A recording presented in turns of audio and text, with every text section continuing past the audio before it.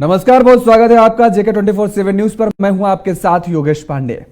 बिहार की राजनीति में इन दिनों उथल पुथल मची हुई है।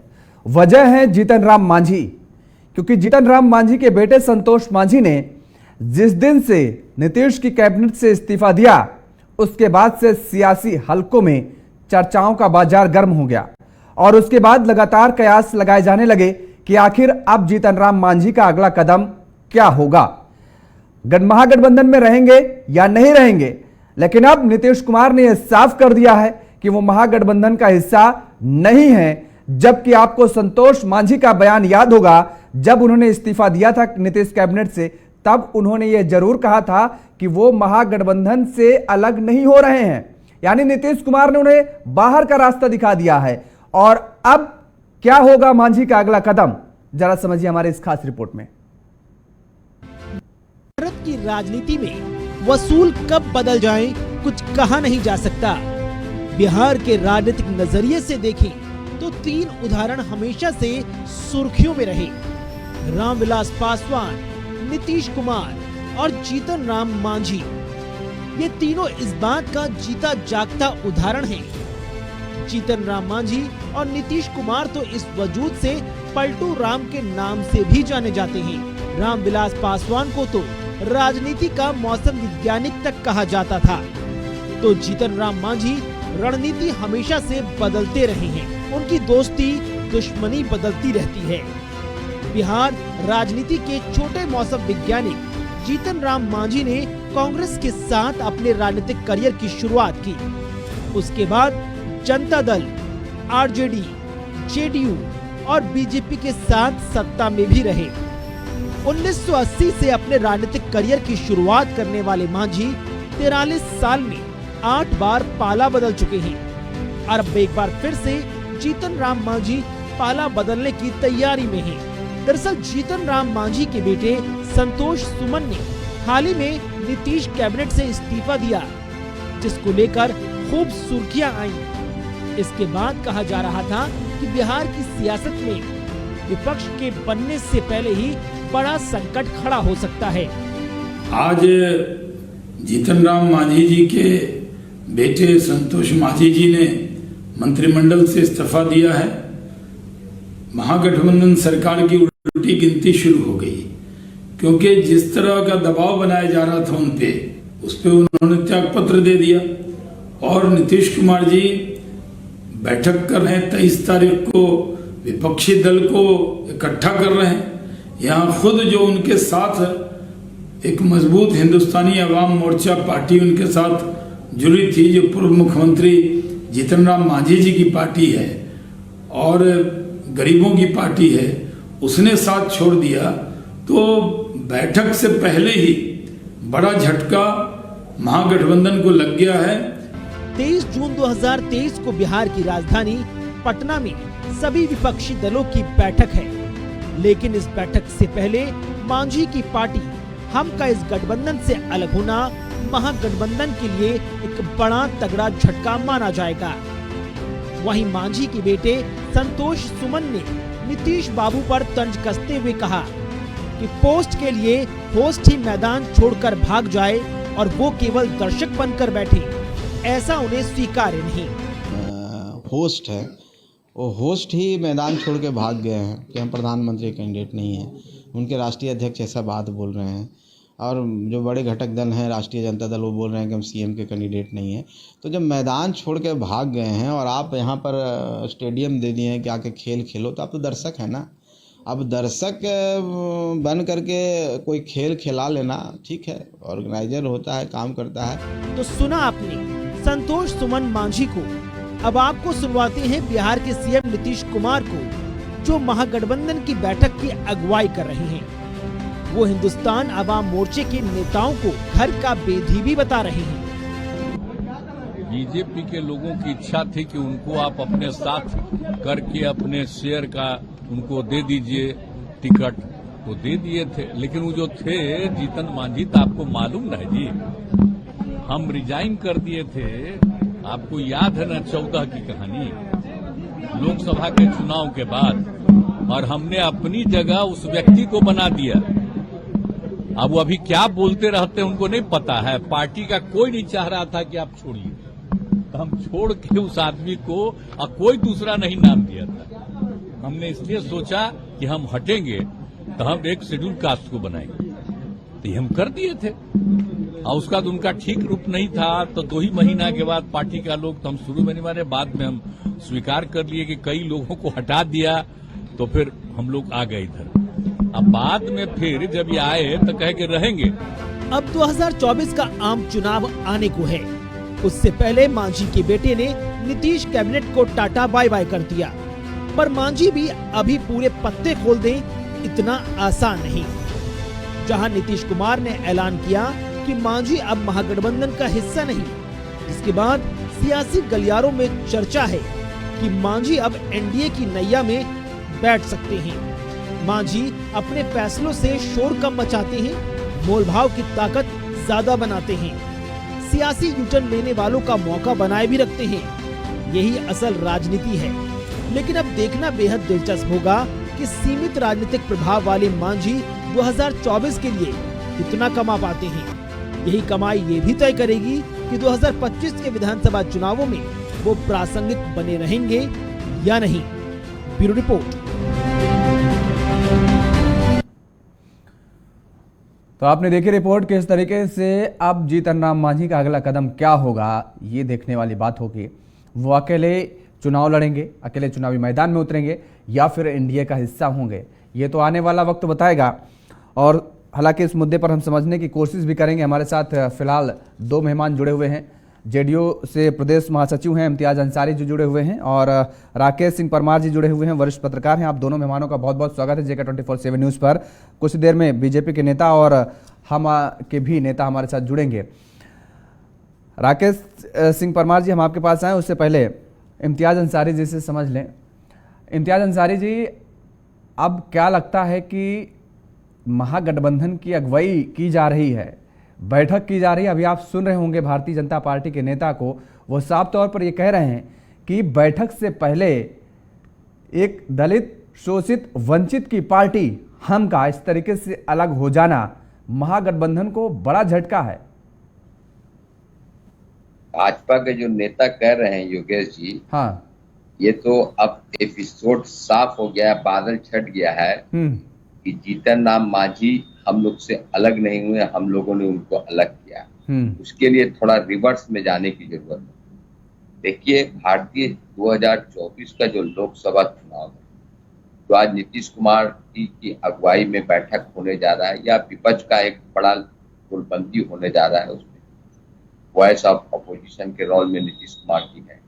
तो एक एक बिंदु पे पहले जहां पे हम लोगों को नुकसान हो चुका है, उन तमाम नुकसान का भी हम लोग आकलन माननीय नेता नीतीश कुमार जी कर रहे हैं। कहाँ से नुकसान हो सकता है, या जीतन राम मांझी आज समझिए कि ना इधर ना खुदा ही मिला, ना वसाले सनम, ना इधर के रहे ना उधर के रहे। भारतीय जनता पार्टी के एक षड्यंत्र का वो हिस्सा बने थे और वो षड्यंत्र के हिस्सा में वो जीतन बाबू इस प्रयोग किए गए, लेकिन भारतीय जनता पार्टी का वो प्रयोग को माननीय नेता नीतीश कुमार जी ने असफल कर दिया। देखिए, इस पे रिवर्स में जाने की जरूरत है। आप समझिए, बिहार में 2020 के लोकसभा चुनाव में भारतीय जनता पार्टी, हम लोग एनडीए के, भारतीय जनता पार्टी हम लोगों का हिस्सा था और उस हिस्सा होने के बावजूद चिराग पासवान को किस तरह से भारतीय जनता पार्टी चुनाव के दौरान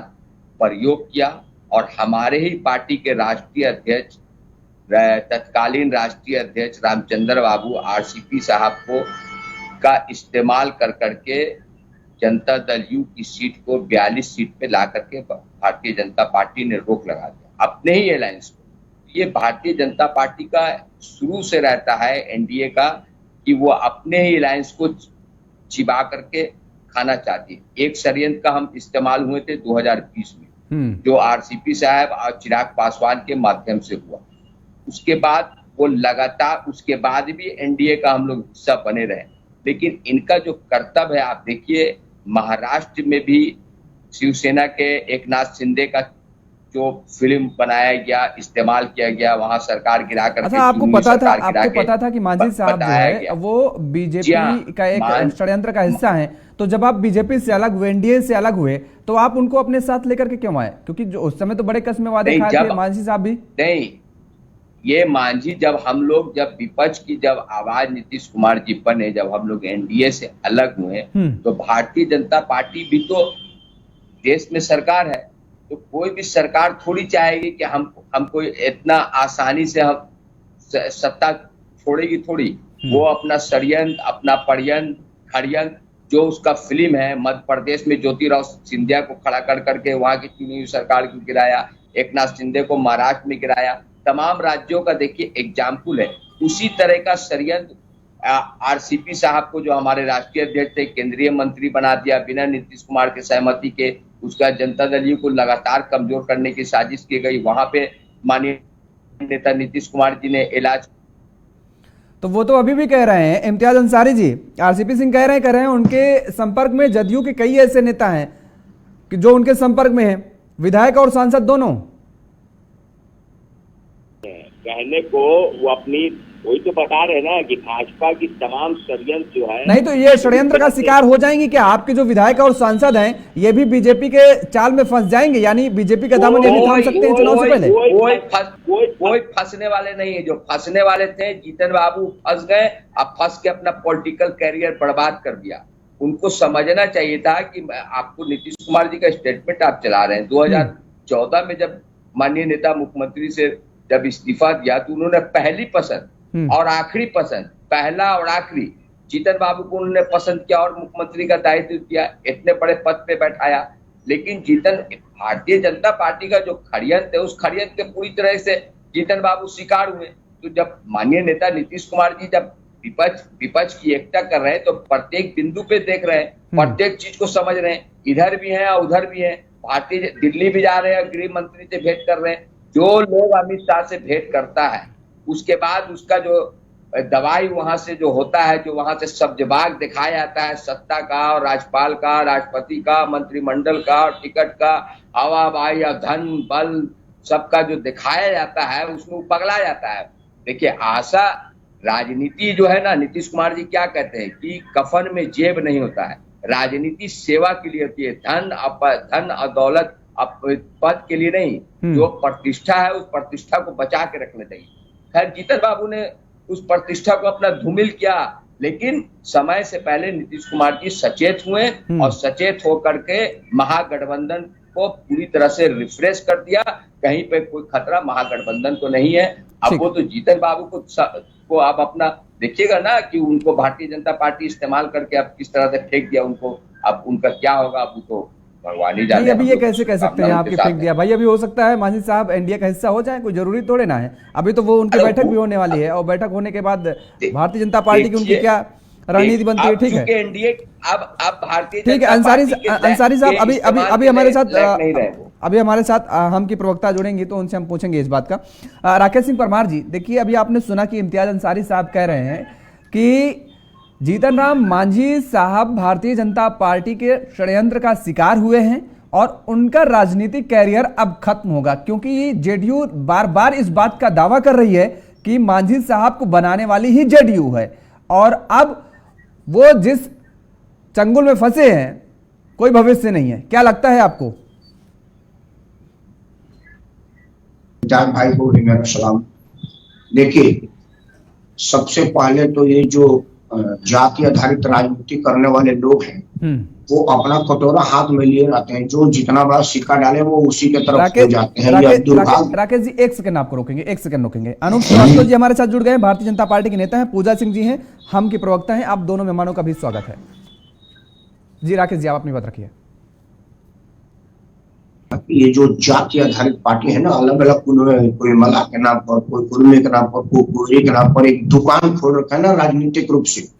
यह लोग अपना कटोरा हाथ में लिए रहते, जो जितना बड़ा सिक्का डाले वो उसी के साथ होते, इनकी कोई आइडियोलॉजी होती नहीं। ना तो अपने धर्म के प्रति, अपने जात के प्रति, अपने समाज के प्रति उनका जो होता है वो अपना ही होता है। जीतन राम मांझी को पूरे माझी बिरादरी में उनका बेटा ही सबसे योग्य मिला। रामविलास पासवान को सबसे योग्य पासवान में उनका अपना बेटा ही मिला।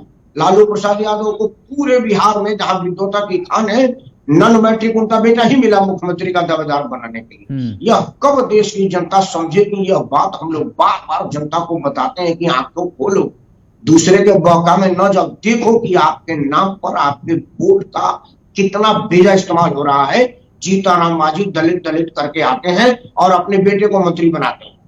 वो जनता दल में है, एनडीए में है, वो बाद में बताऊंगा, अभी उसके बाद की बात है। वही लालू प्रसाद यादव का वही रामविलास की जगह है। देखिए, जीतनराम मांझी हमेशा से 80 से लेकर के आज तक गुलाटी मारने में प्रवीणता हासिल है। नीतीश कुमार का जो गुलाटी मारने में सबसे ज्यादा मुकाबला कोई करता, जीतनराम मांझी करते। दोनों का तासीर मिल रहा था, इसीलिए जब मुख्यमंत्री बनाने की बारी आई तो उन्होंने जीतनराम मांझी को बताया, क्योंकि उन्हें लगा कि गुलाटी मारने में मेरी बिरादरी का आदमी है। यह बात जीतनराम मांझी हर बार हर समय बताते हैं। अभी स्थिति क्या है? जीतनराम मांझी दूरदर्शी राजनीति करते हैं। विपक्ष का चेहरा नीतीश कुमार बनेंगे यह संशय। वो ऐसे नहीं कर रहे कि मैं उम्मीदवार नहीं, क्योंकि ममता बनर्जी बैठी है, केजरीवाल बैठा है, राहुल गांधी कर्नाटक जीत करके बैठे हुए हैं, दक्षिण के लोग भी बैठे हुए हैं। तो नीतीश कुमार को लालू प्रसाद यादव कितना माइलेज देंगे? डर के मारे वो बिहार छोड़ के दिल्ली 2 दिन नहीं रहते कि कहीं ऐसा ना वही अंदर खेल हो जावे। तो इस स्थिति में नीतीश कुमार की राजनीतिक हैसियत का आकलन जीतनराम मांझी को हो गया। और जब जीतनराम मांझी को उनकी हैसियत का पता चल गया तो फिर कहाँ हैसियत रहेगी? क्योंकि इन लोगों को तो राजनीति में सीट चाहिए, बिना सीट के 5 में नहीं रह सकते। तो फिर एनडीए देने वाला है, तो वो एनडीए के खेमे में नहीं तो 5 सीट ये मांग रहे थे। जो खबरें आई कि 5 सीट हम की तरफ से मांगी जा रही, तो भारतीय जनता पार्टी भी 5 सीट तो देने से रही। नहीं, 5 सीट 50 सीट वो लोग मांगते इसलिए है ताकि चर्चा में हमारे बेटे को मंत्री बना दिया जाए। अच्छा। उनको पता है कि मुझको क्या मिलने वाला है। हाँ। अगर वो एक मांगेंगे तो एक भी नहीं मिलेगा। भाई वो मांगेंगे मेरे को 20 सीट चाहिए, तभी ना 2 आगे समझौता होगा। वो बार्गेनिंग के लिए कहा जाता है। 5वां सीट ना तो उनको नीतीश देने वाले हैं, ना ही मोदी जी देने वाले हैं। और उनको पता भी है कि 5 सीट वो डिजर्व भी नहीं करते। तो वो कहाँ जाएंगे जब नीतीश कुमार का मामला ही खत्म हो गया है? लालू प्रसाद का बेटा भी प्रधानमंत्री बनने की सोच भी नहीं सकता, तो कहाँ जाएंगे? मोदी जी के यहाँ। क्योंकि वाकई इम्तियाज भाई ने कहा कि मोदी के यहाँ कुछ नहीं तो राज्यपाल तो है, किसी कमेटी का चेयरमैन तो है, कुछ नहीं तो सीबीआई ईडी तो है उनके हाथ में। तो कुल मिलाकर के जीतनराम मांझी को एनडीए के कुनवे में जाने में अपनी सुरक्षा लगी, राजनीतिक फायदा लगा। और इसमें बुराई क्या है? नीतीश कुमार को फायदा लगा तो मोदी जी का बाढ़ राहत कोष की संपत्ति लौटवाने के बाद आए, जब 2 सीट पर सिमट गए, फिर उनको लगा कि यार इधर लालू प्रसाद का बेटा बढ़ रहा है, तो उसको भी कम करना है, तो फिर उनके साथ मिल गए। तो नीतीश भी तो अपना फायदा देख ही रहे, और जीतनराम मांझी देख रहे, उसमें बुराई क्या है? हमें नहीं लग रहा कि इसमें कोई जीतनराम मांझी। मतलब आप ये कह रहे हैं कि ये जो ये वादे करते हैं, जो दावे करते हैं, ये जो शोर शराबा मचाते हैं कि हम फलाने के हितैषी, हम ढिकाने के हितैषी हैं, ये असल में केवल अपने हितैषी हैं। आपके कहने का मतलब किसी देखिए, जाति आधारित राजनीति करने वाली कोई भी पार्टियां अपने ही जात के हितैषी नहीं है। वो अपना भला जगमाही सोचती हैं, दूसरे की भला से उनको कोई मतलब नहीं है। आप उदाहरण लीजिए, उत्तर प्रदेश का मैं रहने वाला हूँ। मुलायम सिंह को पूरे उत्तर प्रदेश में अपना सगा भाई से ज्यादा बेटा काबिल लगा। लालू प्रसाद यादव को पूरे बिहार में एक भी यादव नहीं लगा, उनका अपना बेटा लगा जो मैट्रिक पास में नहीं है। जीतनराम मांझी को पूरे बिहार में एक भी मांझी, एक भी दलित, एक भी मुसहर नहीं दिखा, उनका अपना बेटा दिखा। रामविलास पासवान को पूरे देश में कोई और पासवान नहीं दिखा, उनका खुद का बेटा दिखा। यह सब साबित करता, मुझे कहने की जरूरत ही नहीं। ये तो वे लोग आ रहे हैं जिनकी राजनीति जाति आधारित होती है। ठीक बात। पूजा जी, ये कहा जा रहा है जेडीयू की तरफ से, नीतीश कुमार को भी आपने सुना होगा कि आप तो इधर की बात उधर कह रही, यानी घर का भेदी लंका ढाए, विभीषण वाली स्थिति थी आपकी पार्टी के लिए। जिस तरीके से शब्दों का इस्तेमाल किया जा रहा है, आप बीजेपी का एक मोहरा थे और महागठबंधन में क्या बैठक में क्या होने वाला है, क्या नहीं होने वाला है, वो आप इधर इंफॉर्मेशन देती। तो ऐसे में नीतीश कुमार कह रहे हैं कि ये तो बढ़िया हुआ कि महागठबंधन की बैठक से पहले ये सब कुछ साफ हो गया और हमने उनको बाहर का रास्ता दिखा दिया।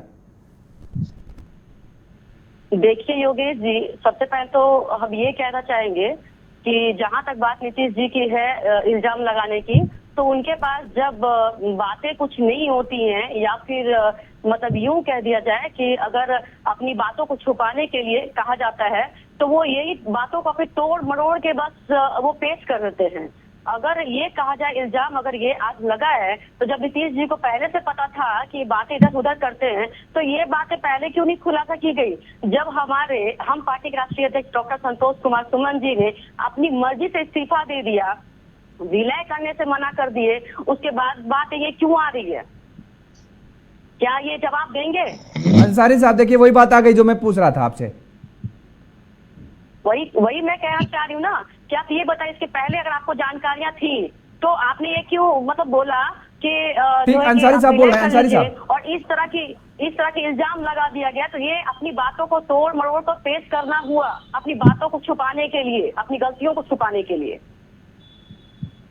संतोष कुमार सुमन जी ने इस्तीफा स्वयं नहीं दिया।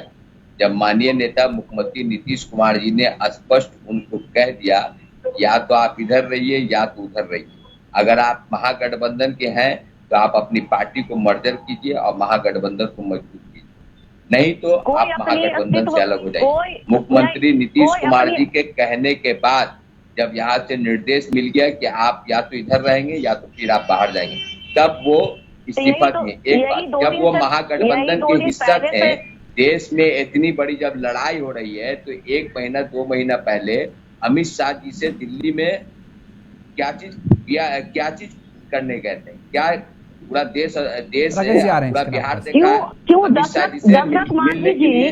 क्या बिहार के मुख्यमंत्री थे? वो एक पहाड़ बिहार के मुख्यमंत्री थे। जीतन राम मांझी जी क्या है? बिहार के मुख्यमंत्री थे, बिहार सरकार के मंत्री थे, क्या थे? जी को कौन नहीं जानता है? दशरथ मांझी जी को कौन नहीं जानता है? और आज दशरथ मांझी जी जो एक पहाड़ को तोड़ने के लिए पूरी जिंदगी अपनी लगा दी, क्या उनको भारत रत्न दिलवाने की बात करना, उनसे मिलना गलत है? जीतन राम मांझी को बिहार की राजनीति में कोई नहीं जानता था। नीतीश कुमार जी ने मुख्यमंत्री बनाया, उसके बाद वो नेता हुए हैं। जीतन राम मांझी को अगर आज बिहार जानता है या भारतीय जनता पार्टी जानता है तो वो नीतीश कुमार जी का मोहर है, और नीतीश कुमार जी का उनके ऊपर मोहर लगा। बिहार में मुख्यमंत्री का शपथ लिए, मुख्यमंत्री बने, तब वो नेता हुए हैं, तब उनको लोग जानने लगा। आज नीतीश कुमार लोग जानने, वो एक बड़े चेहरा है, वो पिछड़े और दलितों के नेता है, बड़े चेहरे हैं, बड़े नेता हैं, और इनसे नीतीश कुमार जी डर गए हैं, कहीं न कहीं डर गए हैं। जब पद यात्रा हुआ, वो जब भीड़ देखे तो उन्हें डर हो गया। आप ये क्यों नहीं जाहिर करते हैं कि उन्हें डर हो गया नीतीश कुमार जी को? वो विलय करने की बात क्यों कर दिए? अंसारी साहब डर गए, आप कह रहे हैं कि नीतीश कुमार दरअसल उनकी लोकप्रियता को देखकर के डर गए जब उन्होंने पद यात्रा निकाली। तो योगेश जी, जब या तो उनको बोलने दीजिए तब हमसे बुलवाइए, नहीं तो हमसे बुलवाइए तो फिर उनको चुप कराइए। मतलब डिबेट अगर चला, बोलिए आप बोलिए ना, आप बोलिए। वो कह रहे हैं कि डर गए भाई, नीतीश कुमार डर गए थे। मांझी जी अगर नेता हुए, बिहार जानता है तो मुख्यमंत्री श्री नीतीश कुमार जी का देन है। जब बिहार के मुख्यमंत्री बने तब लोग जानने लगा, एक बात। दूसरी बात कि वो जो भाजपा का षड्यंत्र हुआ, देखिए भारतीय जनता पार्टी जब देश की आजादी से पहले जो है ये लोग अंग्रेज का मुखबरी करता था।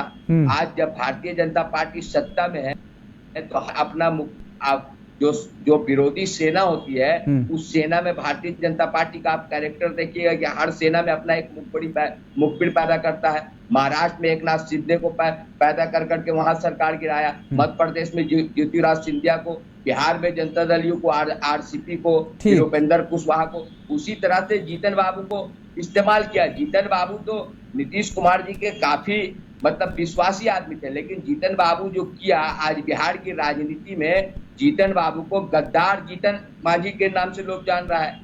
तो ये इतना बड़ा पद उनको मिल गया जीतन राम मांझी जी के पॉलिटिकल कैरियर में कि जीतन बाबू को क्या नीतीश कुमार जी ने क्या बनाया था।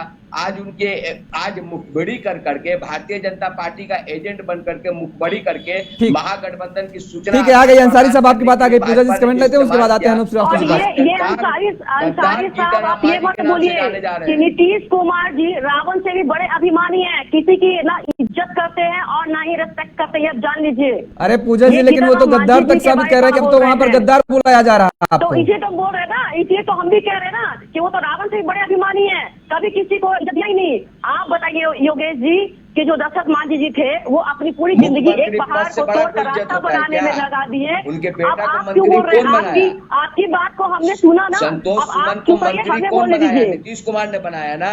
ये इज्जत नहीं है। मंत्री परिषद का सदस्य तो होना आप ये क्या बोल इज्जत आप नहीं ये है? बोल रहे हैं, संतोष कुमार आप ये सुमन बोल रहे को हैं मंत्री कि किसने बनाया? नीतीश कुमार जी बोल ने रहे बनाया हैं कि था ना। जीतन राम मांझी जी ने और भी छोड़ चुनाव दिया। जीत करके आए थे संतोष कुमार जीतन सिन्हा। राम मांझी जी ने भी मुख्यमंत्री के पद छोड़ दिए नीतीश कुमार जी के लिए। वो कभी दगा नहीं किए। उसके बाद नीतीश कुमार जी ने उनको मंत्री बना दिया। उनके पिता को जीतन राम मांझी को बिहार का मुख्यमंत्री बना दिया। ठीक। इससे ज्यादा इज्जत ठीक क्या है। करेंगे? ठीक, क्या चलिए इज्जत आ गई बात, करेंगे? अंसारी साहब आ गई। अंसारी साहब, और बिहार पूरा गद्दार जीतन राम मांझी के नाम से आज बोल रहा है। मतलब बहुत हम लोग को दुख है। मांझी जी हम लोग के साथ रहते कि पूरा बिहार गद्दार जीतन राम मांझी के नाम से आज लोग क्या बोल रहा है। कितने शर्म की बात है। भाजपा का एजेंटी कर करके भाजपा के जाल में फंस गए जीतन बाबू। एक पॉलिटिकल आदमी होकर के कैसे भाजपा ठीक ठीक, अनूप जी से ले लेते हैं। अनूप जी से आपके सवाल का जवाब ले लेते हैं। अनूप जी, नाम से लोकप्रिय हो गए। अनूप जी देखिए, जो अंग्रेज करते थे वही आज आप कर रहे हैं।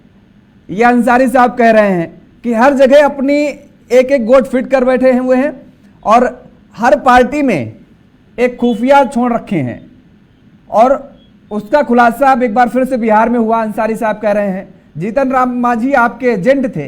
क्या कुछ चल रहा महागठबंधन में, क्या कुछ वहां पर अंदर चल रहा है, वो सारी इंफॉर्मेशन आपको दे रहे थे।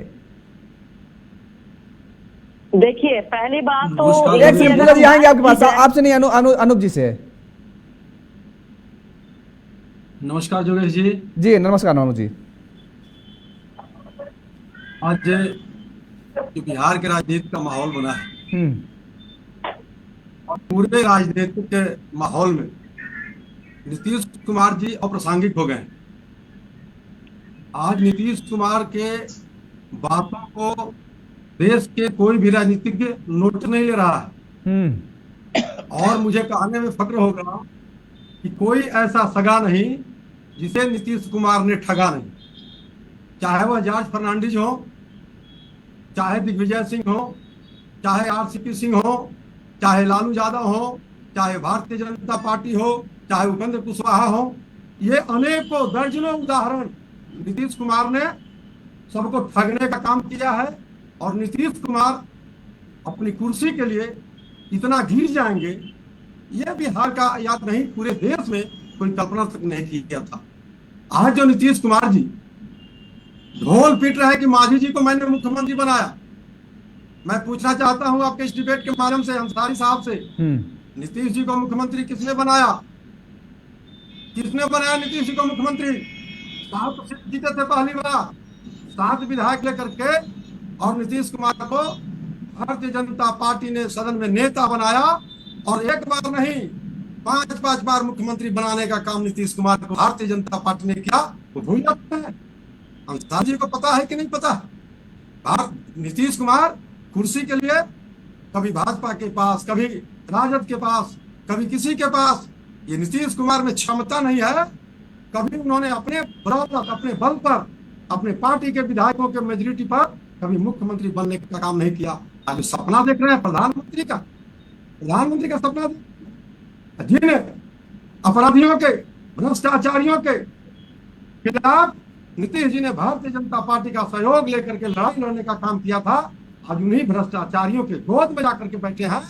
और बिहार की जनता की गाढ़ी कमाई का 1717 करोड़ का पुल जो भागलपुर में गंगा में विलीन हो गया, ऐसा घमंडी मुख्यमंत्री हमने देखा नहीं है पूरे आजादी के इतिहास में, जो आज तक पुल को उस घटना स्थल पर जाकर के देखने का काम नहीं किया। ठीक है, आप भी सरकार में नीतीश थे, कुमार, आप कह रहे हैं, ठीक है नीतीश वहां नहीं कुमार, जाएंगे, पुल पे नहीं जाएंगे, अभी पुल पे नहीं जाएंगे। भ्रष्टाचार का अगर आप आरोप कर रहे हैं, केंद्र में आपकी एजेंसियां हैं, जांच बिठाल दीजिए, इतने लंबे समय से मुख्यमंत्री। ठीक है, अंसारी साहब बोलिए, आप कुछ कहना चाह रहे हैं? सुनिए, देखिए बिहार की राजनीति में सत्ता का इनको श्रीवास्तव शायद जानकारी नहीं है, बता देना चाहते हैं। भारतीय जनता पार्टी सत्ता में एक बार लालू यादव जी ने सरकार बनाया था भारतीय जनता पार्टी के समर्थन से। एक बात 2005 में जब माननीय नेता नीतीश कुमार जी जब मुख्यमंत्री बने तो उस टाइम सहदेव अटल बिहारी वाजपेयी, लाल कृष्ण आडवाणी, जो एक भाजपा का एक अच्छा तस्वीर था, उस तस्वीर के सहारे माननीय नेता नीतीश कुमार जी का गठबंधन हुआ था भारतीय जनता पार्टी के साथ, और भारतीय जनता पार्टी के तमाम संपूर्ण एनडीए अलायंस ने नीतीश कुमार जी को मुख्यमंत्री का उम्मीदवार घोषणा किया था। उसके बाद नीतीश कुमार जी के चेहरा पे Bharatiya Janata party, Janata Dal you, NDA ने चुनाव लड़ा था, और उस चुनाव का परिणाम नीतीश कुमार जी के पक्ष में आया, तो नीतीश कुमार जी मुख्यमंत्री बने। भारतीय जनता पार्टी का बिहार में शुरुआती दौर से कोई चेहरा नहीं रहा। उसके बाद सुन लीजिए, 2020 में भारतीय जनता पार्टी के खरियत के बाद भी 42 सीट जब जनता दल यू को आया तो नीतीश कुमार जी मुख्यमंत्री बनने को तैयार नहीं थे, लेकिन भारतीय जनता पार्टी और नरेंद्र मोदी और तमाम लोग के निवेदन पर भारतीय जनता पार्टी बैठक में उसने निर्णय किया कि 1 मिनट, उसके बाद मुख्यमंत्री नीतीश कुमार जी बने। लेकिन आज भी भारतीय जनता पार्टी का बिहार के अंदर में क्या संगठन है, इनका जो भारतीय जनता पार्टी का अच्छा, आप बीजेपी पे सवाल उठा रहे हैं अंसारी साहब।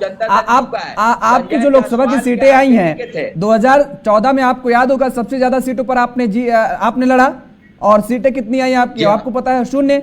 और उसके बाद 2019 में आप एनडीए के साथ रहे, तब ये सीटें, तो वही बीजेपी कह रही है ना, बीजेपी इसी बात को तो कह रही है कि दरअसल हमारा वोट बैंक है, नीतीश कुमार को ट्रांसफर हुआ है, हमारी वजह से नीतीश कुमार इतना शानदार प्रदर्शन 2019 में कर पाए। बदल जाती है।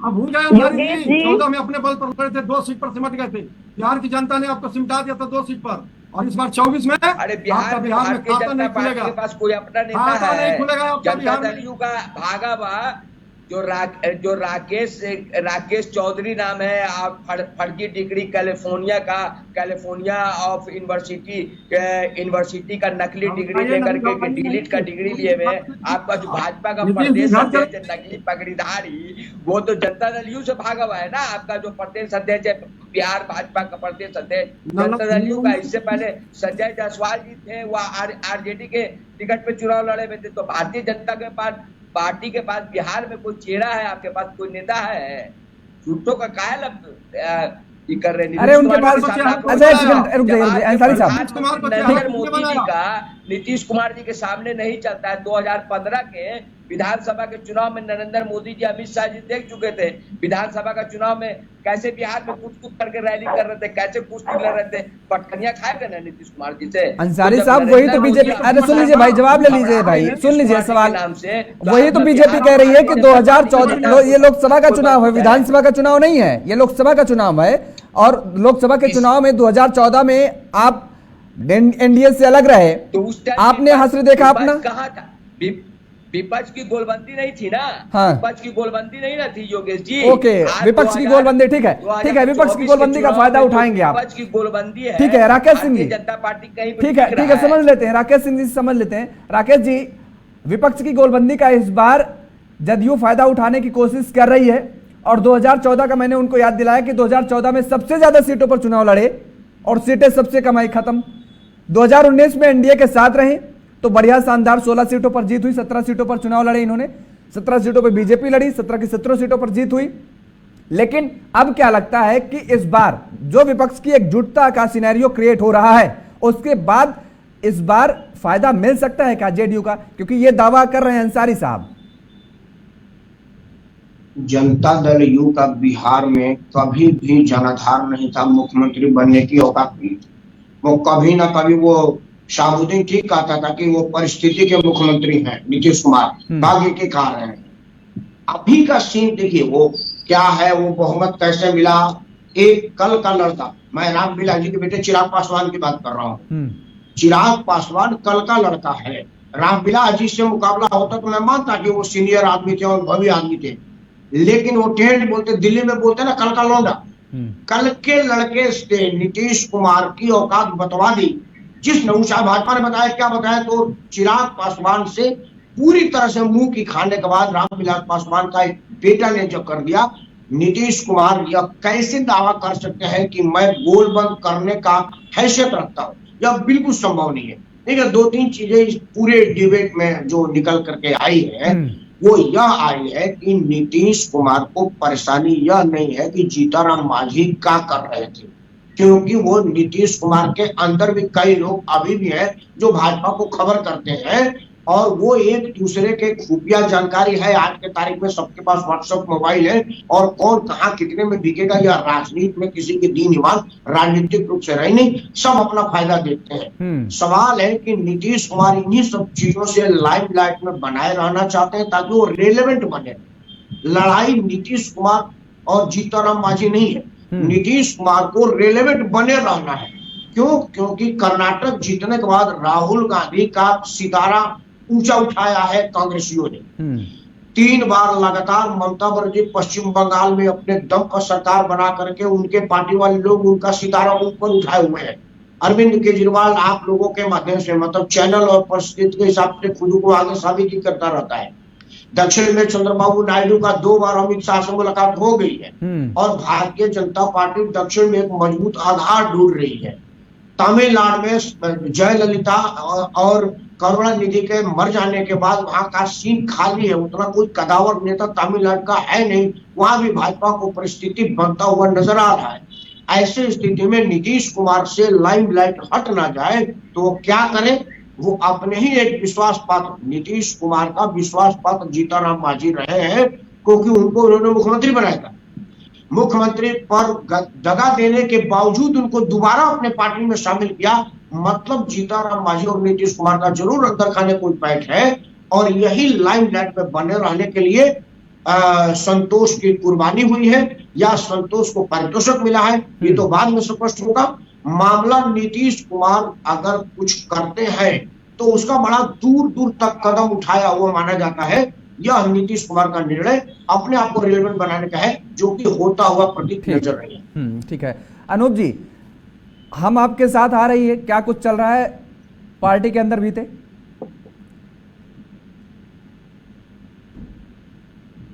अनूप श्रीवास्तव जी। हाँ जोगेश जी, आप फिर बोलिए, फिर पूछिए, आपका प्रश्न क्या था? बोलिए, क्या अंदर खाने कुछ खिचड़ी पक रही है क्या हम और बीजेपी के बीच में? देखिए, ये कोई खिचड़ी नहीं पक रही है। आदरणीय जीतनराम मांझी जी पहले भी एनडीए का अंग रह चुके हैं, और अगर वो आना चाहते हैं तो एनडीए का दरवाजा खुला है। हम उनका सम्मान करते हैं। मांझी जी ने महागठबंधन से अगर अलग हुआ है तो स्पष्ट दिखाई दे रहा है कि ललन सिंह राष्ट्रीय अध्यक्ष जनता दल यू के हैं। माननीय मुख्यमंत्री नीतीश कुमार जी का दबाव था कि आप अपने पार्टी का मर्ज करिए जनता दल यू। नहीं, वो तो उन्होंने साफ साफ कह दिया कि हाँ ठीक है, हमने कहा भाई, क्योंकि हमको इस बात का अंदेशा था कि वो आपके एजेंट थे, यानी बीजेपी के एजेंट थे, तो उन्होंने कहा कि वो तो नीतीश कुमार ने स्वीकार किया ना। बीजेपी के एजेंट कभी नहीं थे। यदि बीजेपी के एजेंट थे तो इतना दिन तक क्या नीतीश कुमार जी सो रहे थे? तो पहले ही हटा देना चाहिए था। संतोष कुमार सुमन ने स्वयं इस्तीफा दिया है जब उन्होंने रिजेक्ट किया है उनके प्रस्ताव को कि हम नहीं मर्ज करेंगे हमको जनता दल यू में, और मैं रिजाइन करता हूं आपके मंत्रिमंडल से, मैं आपके साथ नहीं रहूंगा। तो इसके पहले क्यों नहीं कीजिए? अगर अंदर की बात बाहर कर रहे थे, भाजपा का खुफियागिरी कर रहे थे। अच्छा, आपने अभी कहा था, अभी आपने कहा नीतीश कुमार के लिए कि वो मौका परस्त हैं। अभी आपने एक शब्द का इस्तेमाल किया था इसके पहले जब आपने कमेंट किया, तो मौका परस्त कहा आपने। कहा था मुकेश जी, मैंने कहा था कि कोई ऐसा सगा नहीं जिसे ठगा नहीं। ठीक है, मतलब और बड़ा वर्ड आप बोल रहे हैं। ठीक है, कोई ऐसा सगा नहीं जिसको हमने ठगा नहीं, लेकिन यहां पर इसकी परिभाषा जरा मुझे समझाइए, क्योंकि नीतीश कुमार ठीक है पाला बदलते रहते हैं, क्या जीतनराम मांझी ने अपने 43 साल के कैरियर में 8 बार पाला नहीं बदला? ये 9वीं बार होगा यदि आपके साथ जाएंगे तो। परिभाषा मुझे बताइए क्या होती है इसकी? अगर वो हमारे साथ हमारा तो दरवाजा खुला है, हम तो सबका साथ सबका विकास आपके साथ है तो सबका साथ सबका विकास, और विपक्ष के साथ जाए तो ऐसा कोई सगा नहीं जिसको हमने ठगा नहीं। क्या परिभाषा बना दी अनूप जी, क्या परिभाषा बना दी? बहुत शानदार। आपसे तो नए नए शब्दों पर परिभाषा की इजाद करवानी चाहिए। हाँ, पार्टी को किसने बनाया? जज साहब को ठगने का काम क्या? नहीं, आपके साथ थे जीतनराम मांझी, आपके साथ थे कि नहीं? आपके साथ थे कि नहीं? अलग हुए ना आपसे? यह भी तो कहा जा सकता है कि जीतनराम मांझी ने ऐसा कोई मौका नहीं छोड़ा कि जब वो सरकार में रहने की नियत से दल को न बदले हो। कांग्रेस को ठगने का काम किया, किसको नहीं ठगा नीतीश कुमार जी? अपनी कुर्सी के लिए सबको ठगते रहे। हम एक ही जगह पर एक ही जगह पर दोनों लोगों को ला के खड़ा कर रहे हैं, आप अलग अलग क्यों कर रहे हैं फिर? अनूप जी, एक ही जगह पे नीतीश कुमार और जीतन राम मांझी को एक ही जगह पर ला करके खड़े कर रहे हैं, तो आप अलग अलग क्यों कर रहे हैं? डिवाइड क्यों कर रहे हैं? परिभाषा क्यों आप बदल रहे हैं? बिल्कुल नहीं। हाँ, हम तो दरवाजा हमारा खुला है, जो आएगा उसका स्वागत है। हम तो बुलाने नहीं गए किसी को। चलिए ठीक है, पूजा जी से पूछते जाएंगे कि नहीं? पूजा जी, जा रही हैं आप एनडीए के साथ में? देखिए, वो तो हमारे राष्ट्रीय अध्यक्ष तय करेंगे हम पार्टी के कि वो जा रहे हैं क्या कर रहे हैं। मगर सबसे पहले तो बात है कि हम अंसारी जी को कहना चाहेंगे कि अंसारी जी, आप जब एक उंगली किसी की तरफ उठाते हैं तो ये मत भूलिए कि 4 उंगली आपकी तरफ उठती है। और आप जो हमारे जीतन राम मांझी जी के बारे में बोल रहे हैं, तो ये मत भूलिए कि नीतीश बाबू को क्या बोला जाता है, सबसे बड़ा पलटू राम कहा जाता है बिहार का।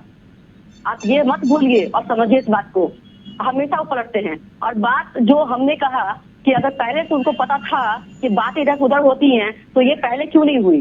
तो ये झूठ मूठ का बातों को तोड़ मरोड़ के जो पेश करते हैं ना, इसको बंद कीजिए। जनता जो है वो आपको अच्छी तरीके से जान रही है। और वो जो खुद मुख्यमंत्री बनने की बात कर रहे हैं ना, तो वो खुद नहीं बने हैं, ये भी आपको पता होना चाहिए। वो कैसे दल बदल के बनते हैं, तो वो क्या बनाएंगे? और अगर उन्होंने ठीक है बनाया, तो कहाँ से हमारे जीतन राम मांझी जी आपके साथ चीट कर दिए? चलिए, ये कहिए कि आपको डर हो गया। आप छोटी दुकानें बोल रहे थे ना, तो छोटी दुकानें आपको लग रहा है कहीं मॉल ना बन जाए, तो इसलिए आप डर गए। और आप दिले अपनी अस्तित्व के लिए कौन नहीं लड़ना चाहता है? अपने अस्तित्व के लिए लड़ गए हम, तो ये हो गया कि हम गद्दार निकल गए। ठीक है अंसारी जी, 10 सेकंड में। देखिए, अब मांझी जी का वो संकल्प था कि हम नीतीश कुमार जी को नहीं छोड़ेंगे, नीतीश कुमार जी को छोड़ के नहीं जाएंगे। खैर, उनका जो बात तो वो है, तो आज भी था। दुख है जीतन बाबू के साथ हम लोग की शुभकामना है। लेकिन आज बिहार की राजनीति में जीतन बाबू को गद्दार जीतन राम मांझी के नाम से लोग जान रहे हैं, एक बात। दूसरी बात की भारतीय जनता पार्टी का देखिए, 2019 में जब एनडीए था, जनता दल यू जब भारतीय जनता पार्टी के साथ था, नीतीश कुमार जी साथ थे, तो उनका चुनाव की तैयारी में क्या था। अब आज देखिए कितना राजनीतिक परिवेश और राजनीतिक दृश्य बदल चुका है कि भारतीय जनता पार्टी अपना राजनीतिक दल में मुखबिर बनाना और छोटे छोटे, चलिए ठीक है, कहाँ मुखबिर कौन बना रहा है अंसारी साहब, और क्या परिदृश्य बिहार की राजनीति का बदल रहा है, और क्या होने वाला है लोकसभा चुनाव को लेकर के, क्या रणनीति बनने वाली है ये 23 तारीख की बैठक के बाद? और जो धुंध चढ़ा हुआ है वो धुंध छट जाएगी, उसके बाद क्लियर हो जाएगा क्या कुछ नजर आ रहा है, सिनेरियो क्या कुछ बनता नजर आ रहा है। आप सभी मेहमानों को हमारे साथ जुड़ने के लिए, समय देने के लिए बहुत बहुत धन्यवाद। तो बिहार की सियासत में एक बार फिर से उफान आया है। दरअसल उफान इसलिए आया है क्योंकि जीतन राम मांझी के बेटे संतोष मांझी जिस तरीके से जब नीतीश कैबिनेट से अलग हुए, तो उसके बाद लगातार अब सियासी गलियारों में हलचल मची हुई है। 18 तारीख को जीतन राम मांझी की पार्टी की बैठक होने जा रही है, और दूसरी तरफ 23 जून को महागठबंधन की बैठक होगी। इस बैठक के बाद क्या कुछ निकाल करके आगे, ये देखने वाली बात होगी। और यहां पर रुकेंगे एक छोटी सी ब्रेक के लिए। ब्रेक के बाद फौरन हाजिर होते हैं।